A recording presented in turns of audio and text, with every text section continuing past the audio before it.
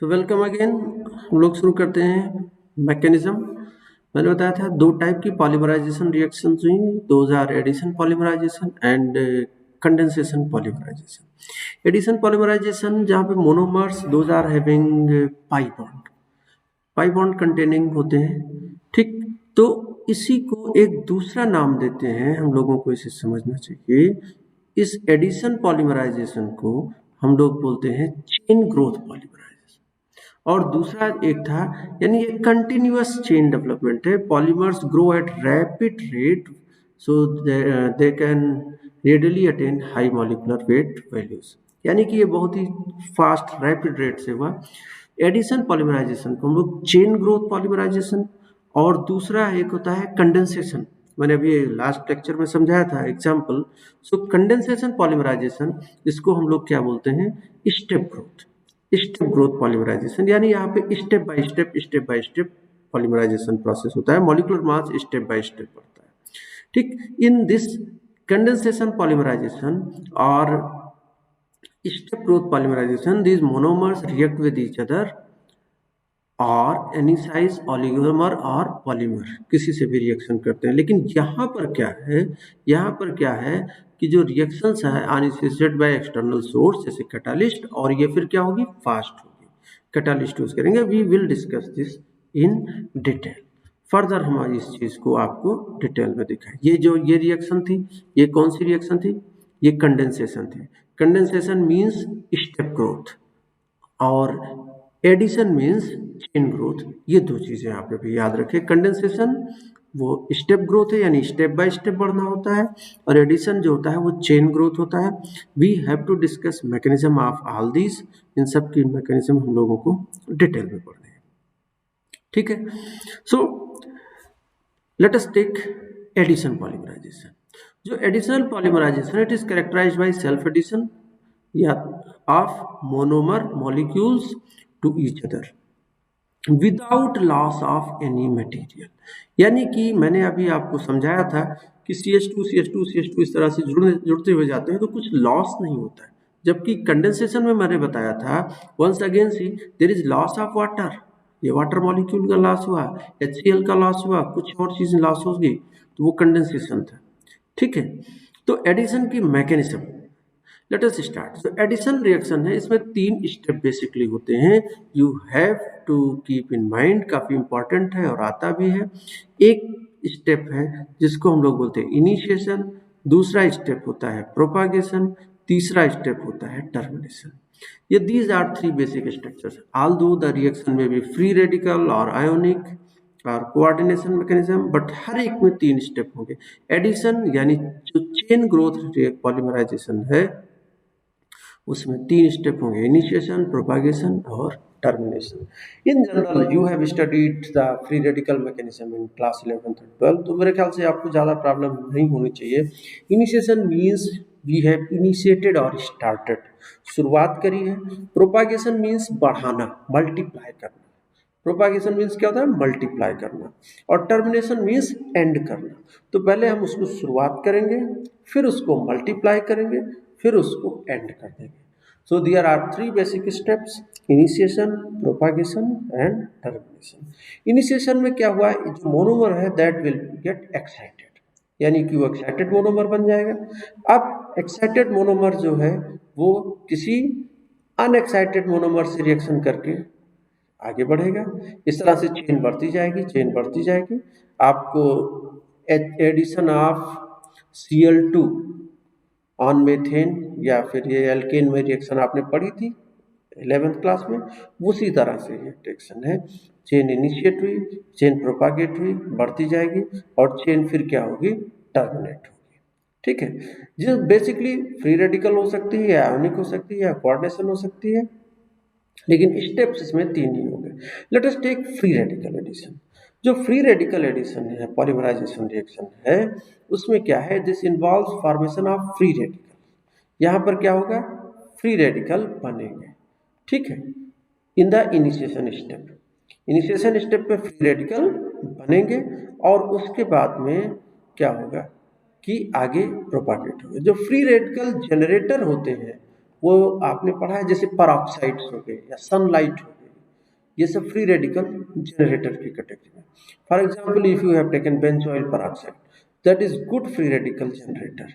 ये जो है ये आपका एक अच्छा फ्री रेडिकल जनरेटर है जो कि फ्री रेडिकल जनरेट करेगा। कैसे जनरेट करेगा भाई? Suppose we have taken this, okay, and this one. तो अब जो ये मॉलिक्यूल है ये क्या होगा? ये ब्रेक हो सकता है, ये ब्रेक होगा और होमोलिसिस से ब्रेक होगा, यानी कि this one and this one. Sorry मैं गलत हूं एक तरह से, यहाँ पर हाफ एड एरो बनता है, ठीक है। तो ये दिस वन मैं अगेन कर दे रहा हूँ, हाफ एड एरो और हाफ एड एरो। होमोलिसिस और हेट्रोलिसिस आपने पढ़ा होगा। अगर ये bond is formed by two electrons, अगर both the electrons goes equally to all while lysis और ब्रेकिंग, तो उसे होमोलिसिस बोलते हैं, और अदरवाइज हेट्रोलिसिस बोलेंगे। अगर दोनों ही इलेक्ट्रॉन किसी एक के पास चला जाए तो हेट्रोलिसिस हो जाएगा, ठीक है। ये होमोलिसिस हुई, होमोलिसिस से क्या हुआ? फ्री रेडिकल बन गए। इतने को हम लोगों ने आर लिख दिया, इस पूरे को यूनिट को हम लोगों ने आर लिख दिया एक सिंपल वे में, आर एक्टिवेटेड यानी फ्री रेडिकल, ठीक है। फिर उसके बाद में क्या हुआ? ये मान लीजिए एक मोनोमर CH2 मोनोमर से जुड़ा, तो आर CH2 और ये फ्री रेडिकल इस एंड पे आ जाएगा। Again if you want we can explain this कि हुआ क्या था असलियत में।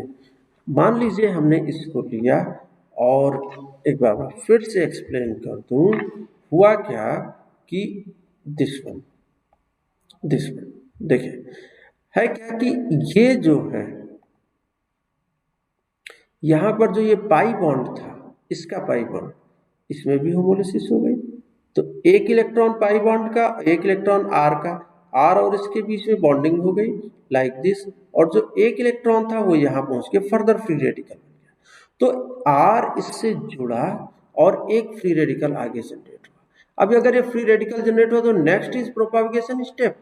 प्रोपागेशन स्टेप में क्या हुआ कि CH2 double bond CH2 another molecule, अब उस मॉलिक्यूल में भी होमोलिसिस कराया भाई, लीजिए ये हुआ, और ये फ्री रेडिकल, यानी कि वो आगे बढ़ जाएगा और ये चेन ऐसे ही CH2 जुड़ती चली जाएगी like this. You can say this step is propagation, ये जुड़ गया बढ़ता हुआ चला जाएगा, ठीक है। तो चेन इनिशिएशन हुआ, इनिशिएशन में क्या हुआ? फ्री रेडिकल जनरेट हुआ, फॉर एग्जांपल बेंजोइल पेरोक्साइड, ये फ्री रेडिकल हमारी मोनोमर यूनिट से जुड़ा, ठीक, एक्टिवेटेड मोनोमर बन गया। प्रोपागेशन में क्या हुआ? Activated monomer non activated monomer से जुड़ता हुआ चला जाएगा, आगे बढ़ता हुआ चला जाएगा, ठीक। ये कौन सा स्टेप है? Propagation. We have written here X, simply कुछ खास नहीं है, ठीक। मान लीजिए कि ब्रांचिंग थी तो हमने एक्स लिख दिया, अगर ब्रांचिंग नहीं है तो CH2 डबल बॉन्ड CH2 होता है, ठीक है। तो ये इस तरह से प्रोपागेट हुआ यानी बढ़ता चला गया। फिर नेक्स्ट आता है और लास्ट स्टेप क्या था? टर्मिनेशन, यानी कि अब वो बढ़ते बढ़ते चला जाए तो रिएक्शन खत्म करवानी है। खत्म कब हुई? When almost all the monomers have been consumed up. अब जब मोनोमर्स कंज्यूम हो गए तो फिर क्या हुआ भाई? ऐसे दो मोनोमर्स जो है वो एक साथ जुड़ सकते हैं लाइक दिस। ये दोनों मर्स एक साथ, मान दो मोनोमर एक साथ जुड़ सकते हैं, तो खत्म हो गया, ठीक। तो इसको क्या बोलेंगे? कॉम्बिनेशन या फिर disproportionation. You have may have heard about this. Disproportionation means self oxidation reduction. ये जो डिस्प्रोपोर्शनेशन क्या है? सेल्फ ऑक्सीडेशन रिडक्शन, यानी कि यहाँ पर ये जो एक थे, एक फ्री रेडिकल आपका ये है, एक ये है, एक ऑक्सीडाइज हो जाए दूसरा रिड्यूस हो जाए, ठीक है। यानी एक ने हाइड्रोजन लॉस कर दिया और यहाँ पर फिर से पाई बॉन्ड बना लिया लाइक दिस, और दूसरे ने वही हाइड्रोजन गेन कर लिया।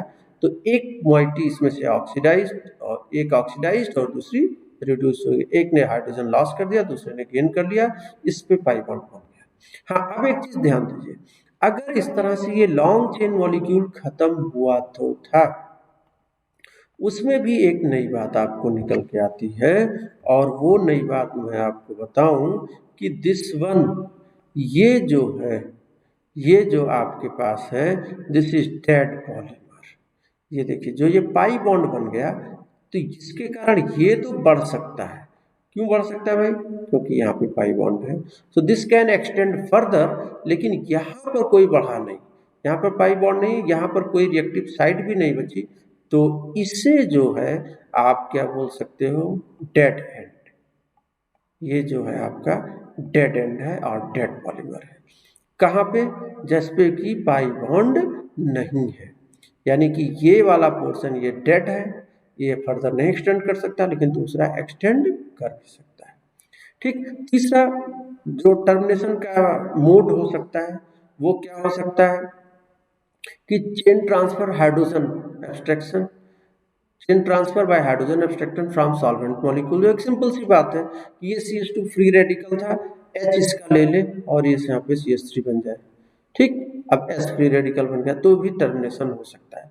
सो there are 3 ways of termination, either the 2 free molecules, free long chain molecules polymer जो है वो जुड़ जाए, या वो डिस्प्रपोर्शनेशन करवा लें, या सॉल्वेंट से उसको प्रोटॉन या कुछ ऐसा मिल जाए जिससे कि जो है यहाँ पर ये फ्री रेडिकल नहीं है।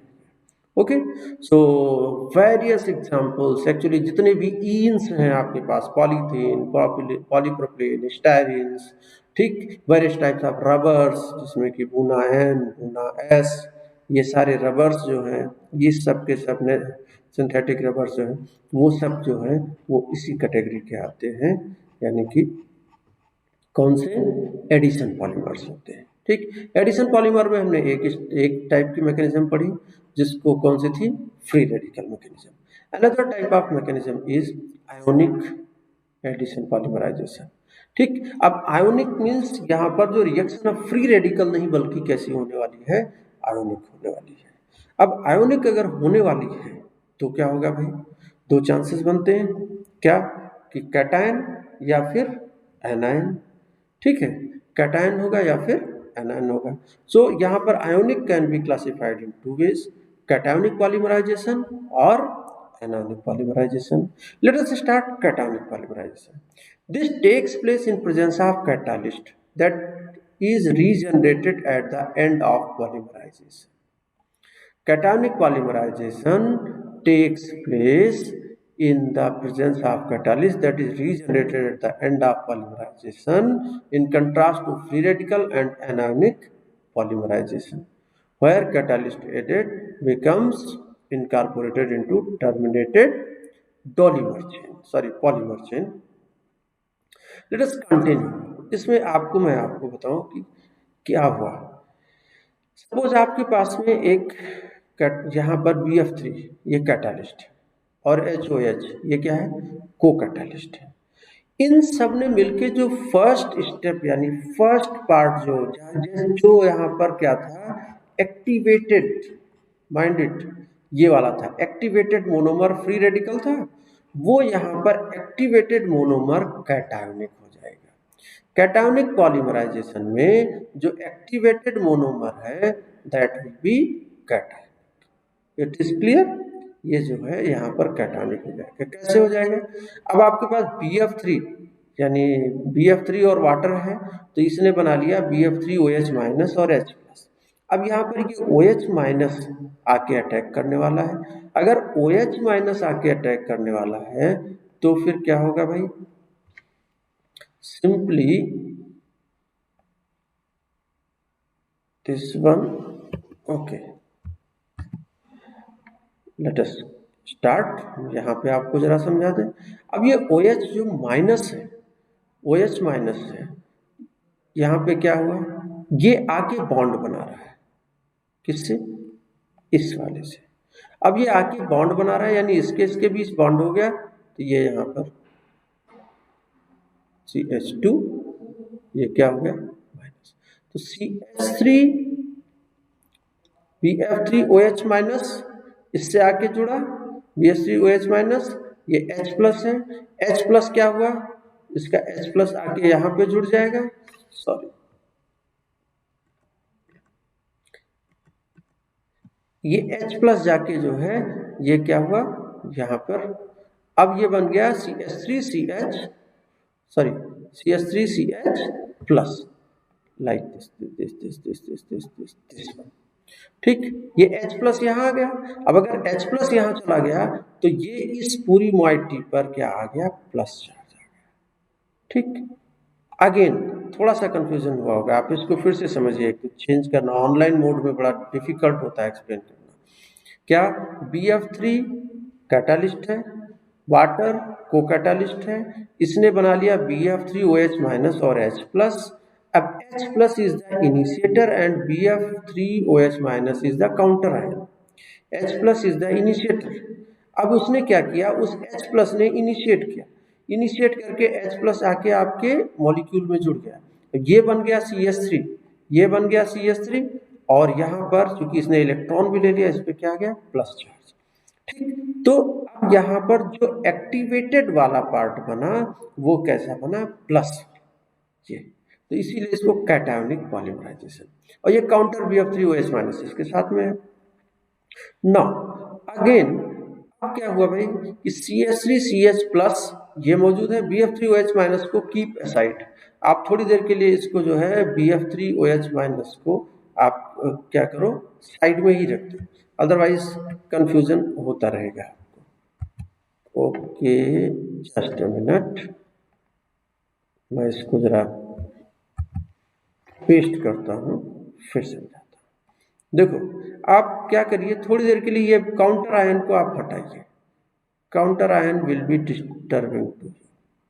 ओके, देखिए अभी क्या है कि ये CH3CH प्लस हुआ, क्यों हुआ था भाई, क्योंकि इसका H प्लस जाके इस पे जुड़ गया था और उसने पाई बॉन्ड ले लिया, कंज्यूम कर लिया। नाउ अब क्या है कि जो ये पाई बॉन्ड है, ये पाई बॉन्ड जाके इससे इस प्लस से साथ मिलकर बॉन्ड बना लिया, दिस वन, दिस वन, ये बॉन्ड बना लिया। अब बॉन्ड बना लिया तो इस कार्बन पे क्या आने जा रहा है भाई, प्लस चार्ज, लाइक दिस। तो अब क्या हुआ कि two monomer units have been joint, दो मोनोमर यूनिट्स जो है एक साथ जुड़ गई, यानी स्टेप कौन सा हुआ, प्रोपागेशन। प्रोपागेशन स्टेप में दो मोनोमर यूनिट्स जुड़ गई, फिर ऐसे तीसरी मोनोमर यूनिट भी जुड़ सकती है। ठीक, so large number of monomer units have been joined, किसमें, in propagation step. So in cationic polymerization, in initiation step, activated cation of monomer has been found, this one, activated cation has been found। Propagation में activated cation further जुड़ता हुआ चला जाएगा और positive charge आगे बढ़ता हुआ चला जाएगा। ठीक है, फिर आता है स्टेप कौन सा, टर्मिनेशन का। अब termination takes place when growing polymer having C plus collides with the anion. Last में जब सारे मोनोमर्स आपके खत्म हो गए तो आपको एनायन, या तो काउंटर आयन हुआ या फिर आपने कुछ ऐड किया है जानबूझ के, आपने कुछ जानबूझ के ऐड किया, सपोज वहां पे थोड़ा सा Cl माइनस डाला या कोई दूसरा आयन डाला, तो उससे जाके फर्दर जुड़ जाएगा। ठीक, तो उससे क्या हो गया भाई, यहाँ पर फिर से क्या हो जाएगा, ये टर्मिनेट हो जाएगी reaction. Suppose this formation of covalent bond between carbonium ion and counter, इसके साथ में ये OH आके जुड़ गया, OH माइनस जुड़ गया, रिएक्शन एंड हो गया। या फिर यहाँ पर वापस से H प्लस एब्स्ट्रैक्शन हो गया, इस किसी भी तरह से, या इस कुछ और दूसरा आपने एनायन ले आया, तो इस तरह से क्या हो जाए कि खत्म हो जाए। ठीक, तो 3 steps in cationic ionic polymerization: chain initiation, propagation and termination. In same way anionic polymerization will also take place। anionic polymerization में क्या होगा कि जो आपका एक्टिवेटेड फर्स्ट इनिशिएशन स्टेप में बनेगा जो मोनोमर, वो एनायन के फॉर्म में, ठीक, that will be in form of anion like this. ये दोनों में डिफरेंस समझिए, बूली Bu ब्यूटाइल लिथियम बोलते हैं, Bu माइनस Li प्लस। अब जब Bu माइनस यहाँ पर आया तो यहाँ पर क्या आने वाला है, प्लस चार्ज, क्योंकि ये सॉरी दिस वन, मैं इसको फिर से आपके लिए एक बार फिर से एक्सप्लेन कर देता हूँ। ये एनायनिक वाला देखिए, अभी ये जो Bu माइनस है ये जाके यहाँ से इससे बॉन्ड बना रहा है। अब इससे अगर बॉन्ड बनाया तो ये पाई इलेक्ट्रॉन आगे बढ़ के नेगेटिव चार्ज होंगे, यानी ये अब ये Bu जुड़ गया परमानेंटली। ठीक, तो जो यहाँ पर ये एनायन बना था और कैटायनिक वाले में क्या बना था, जो पहला बना था वो इनिशिएशन स्टेप में कैटायन बनाया था। यही दोनों में बेसिक डिफरेंस है। अब उसके बाद में प्रोपागेशन, प्रोपागेशन में सिंपली ये माइनस चार्ज जाके आगे बढ़ाता जाएगा। ठीक, और टर्मिनेशन स्टेप, टर्मिनेशन स्टेप जो है वो क्या है, the termination in anionic is non spontaneous process, not a spontaneous process.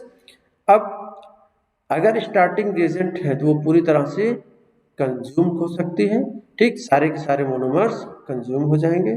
एक तरह से कह लो कि एनायनिक पॉलीमराइजेशन में टर्मिनेशन होता ही नहीं है, fast and. Otherwise if you want you can explain कि भाई ठीक है वहां पर हमारे पास Li प्लस आया या कोई भी काउंटर आयन था उससे जाके जुड़ गया है। ठीक, तो these are the three basic mechanisms. कौन से, आयोनिक और फ्री रेडिकल। आयोनिक में कौन से, कैटायोनिक और एनायोनिक मैकेनिज्म, और फ्री रेडिकल। ठीक, मैकेनिज्म दूसरी। तीसरी एक कोऑर्डिनेशन पॉलीमराइजेशन है, जो कि आपके लिए यहाँ पर हाई डेंसिटी पॉलीथीन बनाने के लिए यूज की जाती है, जिसमें हम लोग क्या यूज करते हैं, जिगलर नट्टा कैटालिस्ट। ये आपका क्वेश्चन आता है कि भाई ठीक है, हाई डेंसिटी पॉलीथीन बनाने के लिए what we will use Ziegler Natta catalyst. ठीक, जिसको जिगलर और नट्टा ने क्या किया था, डिस्कवर किया था। ये है क्या, TiCl4 प्लस AlCl3। यहाँ पर साफ साफ लिखा होगा टाइटेनियम ट्राइक्लोराइड है और ट्राई इथाइल एल्यूमिनियम AlCl3 है। ठीक, तो TiCl4 और AlCl3 ये दो चीजों का मिक्सचर जो है आपका जिगलर नट्टा कैटालिस्ट है। यहाँ पर ये कोऑर्डिनेशन मैकेनिज्म होती है, ज्यादा एम्फेसिस देने की जरूरत नहीं है, आप याद कर लेंगे। आपको सिर्फ सिंपली ये करना है कि Ziegler Natta catalyst is used for preparation of high density polymer. ठीक, आफ्टर एडिशन दूसरा पॉलीमराइजेशन क्या है, कंडेंसेशन पॉलीमराइजेशन। जो कंडेंसेशन पॉलीमराइजेशन है, मैंने आपको इस चीज को, अगर आप चाहे एडिशन पॉलीमराइजेशन को हम एक बार फिर से आपके लिए एक्सप्लेन कर सकते हैं। ये आप दिस वन मैंने बताया था, फ्री रेडिकल मैकेनिज्म हुआ जिसमें चेन इनिशिएशन है, ठीक, चेन प्रोपागेशन है, चेन टर्मिनेशन है, ब्रांचिंग है, ब्रांचिंग किस तरह से हुई। फिर उसके बाद में ये कैटायोनिक पॉलीमराइजेशन हुआ। कैटायोनिक पॉलीमराइजेशन में this one is forming cation. ठीक, अब आगे बढ़ जाइए, प्रोपागेशन हुआ, चेन टर्मिनेशन हुआ। एनायनिक पॉलीमराइजेशन में मैंने आपको बताया था Bu माइनस, ये आके जुड़ जाएगा। एक बार रिवाइज कर सकते हैं, आप इसको लिख सकते हैं। ठीक है, और फिर उसके बाद इसके एप्लीकेशन, कोऑर्डिनेशन पॉलीमराइजेशन ये डाईइंस में हो। ठीक, जिगलर नट्टा कैटालिस्ट, आप जैसे एसिटिलीन है तो पॉली एसिटिलीन बना लिया, डाईइन है तो यहाँ पर पॉलीडाईइन, यहाँ से इसको बना सकते हैं। ठीक, ये जिगलर नट्टा कैटालिस्ट वाली मैकेनिज्म है, मैंने इधर इस स्लाइड में डिटेल में आपको थोड़ा सा दे दिया है। ठीक, क्या क्या क्या होता है, ये कंपोनेंट बार बार पूछा जाता है, TiCl4 प्लस AlCl3। कोई बात नहीं, अगर आप इस मैकेनिज्म को नहीं समझ रहे तब भी काम चलेगा। ओके, ठीक, रिंग ओपनिंग की पॉलीमराइजेशन मैंने आपको शुरुआत में ही चर्चा किया था। ठीक, then stereochemistry we have discussed. Step growth polymerization, step growth polymerization like this, adipic acid and hexamethylene diamine suppose, तो यहाँ पे मैंने बताया था ये OH और H ये निकल जाएंगे। कौन से, ये वाले, ये OH और H इसके निकल के ये CONH बन जाएंगे। ठीक है, ये स्टेप ग्रोथ पॉलीमराइजेशन क्यों कहते हैं, क्योंकि ये स्टेप बाय स्टेप, जैसे आपको 0%, 50%, 25%, पहले ये बिल्कुल ही फ्री थे, मोनोमर्स थे, फिर सम पार्ट है बिन ज्वाइंट, फिर उसके बाद फर्दर ज्वाइंट है। लेकिन जो एडिशन पॉलीमराइजेशन थी वो कैसी थी, चेन ग्रोथ पॉलीमराइजेशन थी। ठीक है, आगे, ठीक, आगे हम जरा चेन ग्रोथ की मैकेनिज्म, कुछ भी आपको ज्यादा फोकस करने की जरूरत नहीं, जस्ट लाइक ऑर्गेनिक केमिस्ट्री में मान लीजिए क्या NH2, यहाँ पर NH2 है तो इसका OH और इसका H ये निकल के जाके वाटर लॉस कर ले रहे हैं। ठीक है, so this is condensation polymerization. इसमें ज्यादा आपका कंडेंसेशन पॉलीमराइजेशन जो है ये कोपॉलीमर्स होते हैं। ठीक, कोपॉलीमर्स में मैंने आपको बता ही दिया कि एक से ज़्यादा टाइप के यूज़ करते हैं, ठीक। For example formation of nylon 6,6 that is condensation polymerization. कुछ और कंडेंसेशन पॉलीमराइजेशन हम लोग अभी आगे कंटिन्यू करते हैं। Next is plastics. What are plastics? Let us start. Again मैं बताऊं, मैंने मैकेनिज्म डिस्कस किया है और अभी आगे चल के important types of important polymers अभी आपको एक अलग सीरीज में यहाँ पे पढ़ने को मिल जाएगा।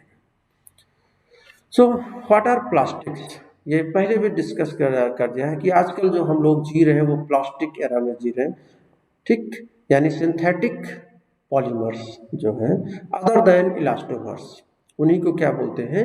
प्लास्टिक। ये डेफिनेशन हम बता चुके हैं।